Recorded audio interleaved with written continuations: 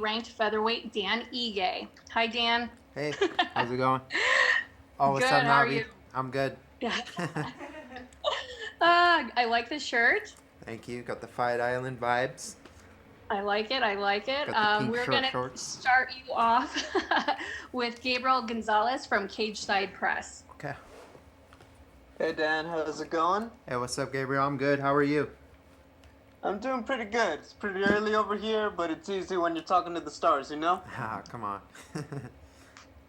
Let's talk about it. Big featherweight fight.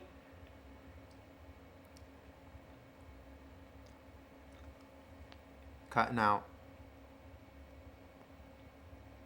One more time. Just what were your thoughts on the fight between Alex and Max?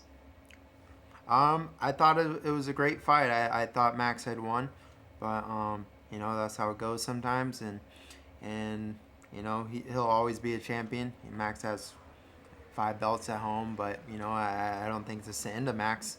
I definitely think he'll have a title again in his future, but it is what it is, as he would say. So, did you score it for Max? Yeah, I did. I had round 1, 2, and 3 for Max. 4 and 5, or you could even argue 4, in my opinion. But I'm biased, obviously. I was rooting for the Hawaiian, but it was a good fight. I thought he did great, but sometimes that's how it goes. Being in quarantine, can you describe what the experience was like? Like, did you have to watch UFC 251 just alone in your hotel room? How did it work? Um, yeah, they actually they streamed. I woke up, I saw the main card, and it was actually streaming on the TV, so I just watched it there. I ended up doing a little workout, so I missed parts. I saw bits and pieces of like the Jan and Aldo fight. I watched the Max fight. I sat down and watched that fight, and then I watched the Usman fight as well. So I thought they were great fights, good fights. You fought around the same time as Calvin back in May. When you had your fight and you saw obviously he had his, did you feel like this might be a guy that they pair you up with? At the time, no. I was thinking maybe I'd end up fighting him down the line because he was a bit higher than me, and I just, I didn't. I thought he'd maybe wait and fight someone above him because he's deserved it and he's earned it. But much respect to him for taking a fight against me, and I'm excited to share the cage with him and go out there and put on a show. If you win this one, it would be your seventh straight. It'd be your second fight, that you won during the pandemic. Is it bittersweet? You're getting all this done and there's no fans in attendance watching? Yeah, I mean, it is what it is, but that's kind of why I've gotten the opportunities I'm getting today because of this pandemic, and so in a way I'm grateful for it because it's really I've taken full advantage of this opportunity, and a lot of guys have to sit out, and it's unfortunate for them. Some guys can't travel, but I'm taking full advantage, and this is my time to get ahead and make a name for myself, and I got a title to win, so I can't let anything stop me. Even a global pandemic, I can't let it stop me. Final one from me. What does Calvin bring to the table that makes him dangerous as an opponent? He's a ferocious. He's a finisher, and that's what I am too. I always go out there and I bring it a fight. He's definitely dangerous. I feel like I'm dangerous in a lot more areas, so it's going to be a fun fight. You never know what can happen in a fight, but I'm going to go out there and do everything I can to win, and we'll see what happens Wednesday night, Thursday morning. Thank you. Thank you. Yeah. Next, we have Damon Martin from MMA Fighting. What's up, Damon? Dan, what's up, buddy?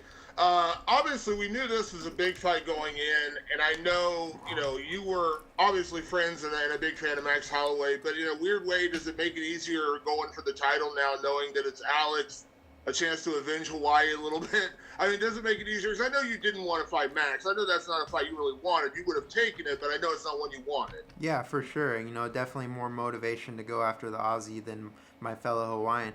So I'm excited. I'm hungry. I have a tough opponent in front of me, but who knows? You never know what's gonna happen in this division. I could go out there and get a big win over Kattar and get a title shot because you got these top five guys. The guys in the top five aren't active, and I'm active. I'm out there. I'm winning. This is my third fight this year, and if I keep going out there and I keep winning, pretty soon you can't deny me.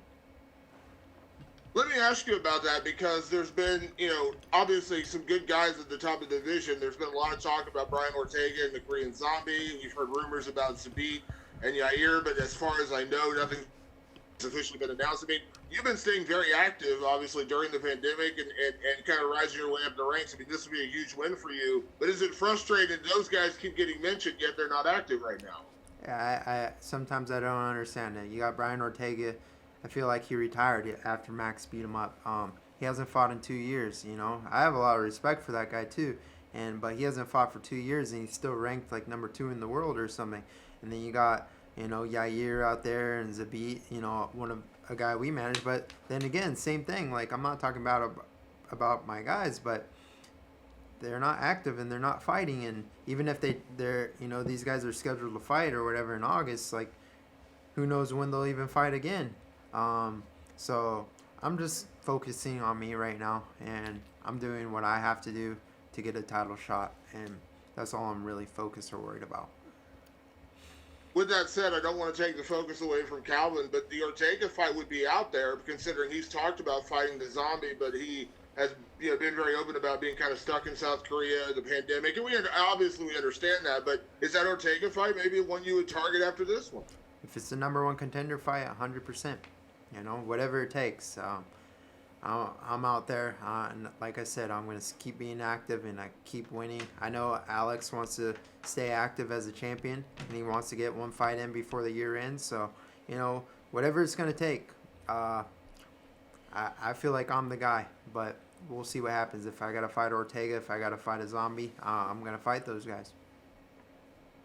And you mentioned before, a lot of respect for Calvin taking this fight, with all the jockeying for position with rankings. A lot of guys who are ranked don't want to fight a guy technically ranked below them, and I know you have a lot of respect for that. But also, in terms of activity, I mean, how much respect do you have for a guy like Calvin, coming off that big knockout over Jeremy Stevens and jumping right back in here with you, coming off a big win over Edson? I mean, it feels like a perfect fight. But again, there's no, he didn't have to accept this. For sure. It's a similar mindset. He wants to stay active. He's hungry.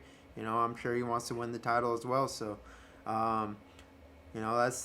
we're the two best fighters in the world. The best fighters in the world are going to keep fighting, and that's what I asked for. I asked for the best fighters in the world, and I think Calvin can respect that, and that's why he took the fight against me. And it's gonna be a great fight Wednesday, and the best man will win. Thanks, Dan. Appreciate it. All right, Damon. Next, we have Paul Honda of Honolulu Star Advertiser. What's up, Paul? How are you?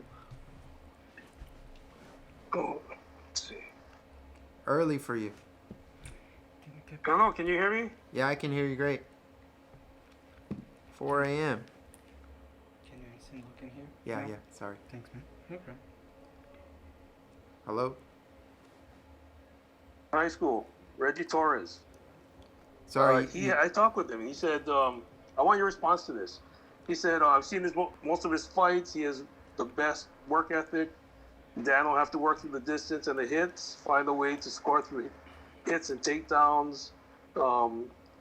He's more in shape, has a bigger heart than his opponent. So push the tempo and win in the third. Win through cardio. What's your response to that? That was from Reggie Torres? Reggie Torres. Oh, that's awesome. Yeah, that was my high school wrestling coach, and he has a big part of this too. He really helped instill a mindset in me from high school wrestling. I started my junior year, but we had a motto. It's called outwork the competition.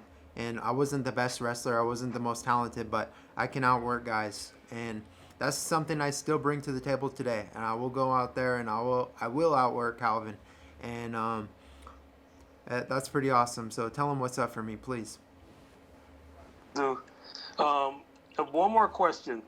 When you think about where you are now, 6 years into a pro career, compared to when you first started, in high school,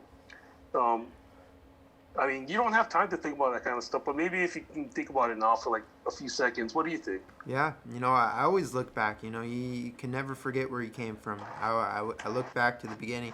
I look back to when no one believed in me, and I was the only person who had to, tell myself I was gonna make it. I was gonna make it to the UFC.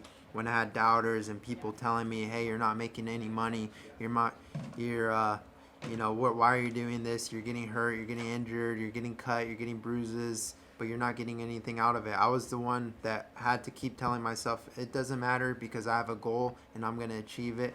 And here I am now. Main event in Abu Dhabi is pretty awesome to look back on.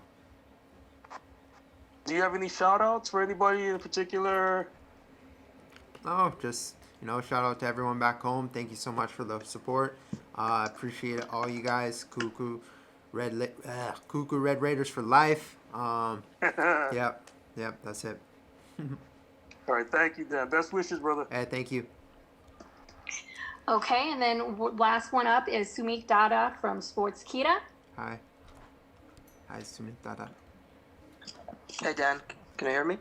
Yeah, I can hear you good. How are you? Yeah, how you doing? Yeah, I'm great. Thank good. you for asking. Yeah. Yeah, so first thing I want to ask was, this is your first main event. How do you feel about that? I'm pumped up, super excited. It's a big opportunity for me, so I can't be happier. And but it's the same thing. At the end of the day, I have a big job to do. I can't let the bright lights, the cameras, the extra media, and all this take away from the fight. So I have one job to do, and that's to go out there and win. And I'm really excited. Right. Knowing that this is your first main event and it will be on the fight island, does that add any sort of extra pressure on you? No, not at all, because I have the same goal, the same mindset. It's a great experience. Obviously with the whole global pandemic, we're very fortunate and grateful to be here, still competing and living out our dreams. So I'm really excited, and I'm happy to be here in Abu Dhabi, competing on this historic event. Right. One last thing I wanted to ask was, what did you make of the featherweight title fight this week between Max Holloway and Alex Volkanovski? It was a great fight. I was rooting for my fellow Hawaiian, Max Holloway, and I thought he had won the fight, but sometimes that's how it goes, and we're going to get a title back for Hawaii. Mark my words, we will. Right. Thank you, and good luck for the fight. Thank you. Thanks, Dan. That's all we have for you today. Good luck on Wednesday. Okay, sounds good. Thank you. Thanks, Nob. Thank you.